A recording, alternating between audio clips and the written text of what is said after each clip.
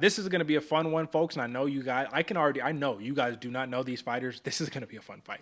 Karine Silva versus Ketlen Souza. Now, for Souza, bro, here's the thing, man. She is a power striker, right? She's come off of a couple decisions, 2 5-round decisions, 1 3-rounder. But before that, we're talking about 2 second-round TKOs.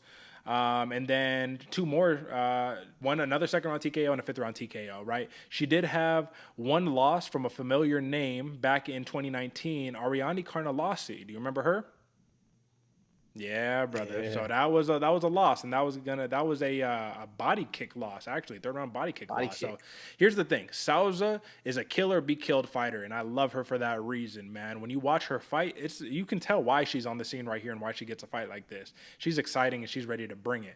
And I'm gonna sit here and I'm gonna preface this whole conversation by saying, I think Souza, in a weird way, has a style to completely disrupt everything that Karine Silva does good. Because Karine Silva is very much a sit back, create distance, throw those front kicks down those little teeps up the middle, right, and tie me in. Then shoot for the blast, whatever the case may be. And she can work her submissions. She got some good submissions, but I think she's much more of a technical striker. We've seen it, AJ, with the Jessica Andrades of the day, who, if they can come in with the power, blitz you, and disrupt all that, they can be very successful. My question to you is, given that we don't know as much about Souza in the big show, can she do that to Karine Silva? I think so, Derek. And going back to what you said at the beginning, folks, if you don't know who these fighters are, you better start tuning into the Twitch stream because this is one of the fights I was breaking down. There's something in the water in Brazil that leads these fighters, especially a lot of these up and coming fighters, to just be hungry. They're out there, they're headhunting, they're getting big shots. And Souza is very, very dangerous when she's on the front foot. This girl has power, man. Power on power on power. Her deltoids got deltoids, bro. This girl can hit you and hurt you very, very hard.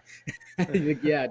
And actually, the same goes for Silva. Like you said, she's a little bit more technical, but when this girl hits you, it hurts. And that was one of the big things I was noticing when I was breaking this fight down. I don't think either of these fighters are going to want to take a backward step. I think they're going to meet in the middle, and it's going to be an absolute scrap. This one is my vote for fight of the night. I mean, that's what I'm thinking this is going to happen. This is a very entertaining fight from two underknown fighters that's going to surprise you, man. This one's going to be a lot of fun. Watch the right hand of Souza. Like you said, Derek, watch the teep kicks from Silva. This is going to be a very technical yet still bloody fight. I'm excited for this one, man. All right, path to victory. I think it's pretty clear for Silva. If the stand up is too much of Souza, take her to the ground, control her on the ground. I think that's a clear path to victory. We know Silva's got a sick submission game, but we have seen Souza get controlled, and not anything super crazy. It's just you lose rounds when you're just stuck on your bottom and you're not doing anything, right? You're not fighting to get to a hip. You're not throwing elbows off your back. You're just kind of sitting there. So I think Silva could take complete advantage of that. And my bet is, man, like I said, it's tough just because in my head I could see Souza coming in and just disrupting what Silva does good so that all of that clean technical fighting goes out the window. And if you're forced to brawl, you remember that fight with Yasmin Haragi and oh man, who did she fight? I'm blanking. I feel like you know the fight that I'm talking about though. They were Yasmin going. Lucindo? Yes, there we go. Yasmin Lucindo versus Yasmin Haragi. They sat there and they just traded in the pocket, man. It was not technical. It was just brawl. And I think that this is what this fight could turn into, which is why, even though I'm a big fan of the performance Silva put on in the last fight against Poliana Botelho, which is like, that was a big win right there.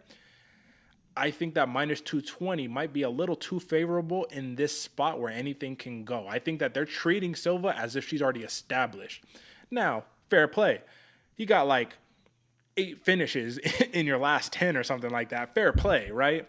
But if there was going to be a path to victory for Souza, is it just the right hand? Are there any other paths to victory here? The blitz, man, the blitz that Souza presents is very dangerous. If you miss the right hand, a left hook's coming over the top. She has power in both hands. She just likes to set it up with a jab. So it's that's why the right hand is very dangerous because it gets set up for it. You get lulled into that kind of thing. And it's like you said, Derek, I expect this to be a dogfight in the middle of the cage. And when you're not expecting that or when you're not willing to engage in that kind of thing, you're left at a little bit of a disadvantage right there. I honestly think Souza is a massive what's the word? A comeback. You know, she can have that underdog win right here at that plus 180 because just the name factor alone, I think a lot of people are bet on Karine Silva. But folks, this is one of the ones that I had the hardest time actually choosing. Man, I wanted to go Souza. But then, there's X's and O's to all this whole thing. I'll leave it more, like I said, go check out the Twitch stream so you can actually get the in-depth view. But this one, man, this is going to be a very, very fun fight because they're going to toe the line just like they're in bare knuckle. But yeah, we get to use some kicks and some elbows and some knees and stuff. It's going to be a lot of fun. So this is going to be my final question here, man. This is counterintuitive, but Ketlen Souza, in a weird way, if this goes all 3 rounds, I think she has an advantage. In a weird way. Look at Silva. She finishes all their fights, man. I mean, Souza, on the other hand, she's gone 5 a couple times, right? 3 times in her last 10 fights, she's gone 5 rounds and won those fights. That's impressive. So what I will say is that if Karine Silva can keep it together and her cardio doesn't fail her, I like her for a decision victory right here. I don't think she'll be able to get Souza out of there. I don't think it's going to be as easy as that.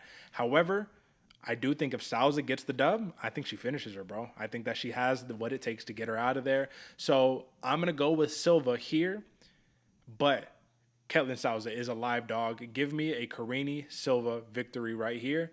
Give me the decision. Yeah, Derek. Ketlen Souza is a live dog. I'm still going Silva, though. I'm going Karine Silva. I'm actually going to go with that submission. I think it's going to be in a mix, in something where they get turned around, finds a submission out of nowhere. Like you were stating before, Souza has a tendency not to work off her back. So that way, presents openings for Silva. Hopefully she can find it. Give me Karine Silva, round 3 submission. All right. Interesting enough, man. It's possible. Last 10 fights, Souza has not been submitted. So there is that. Her 2 losses, 2 knockouts. 2 knockouts, man. So we'll leave that at that. This is a fun one, though, man. Y'all, listen, if you don't know, now you know, right? Dana White, I guess he trademarked that shit, but you know what I'm talking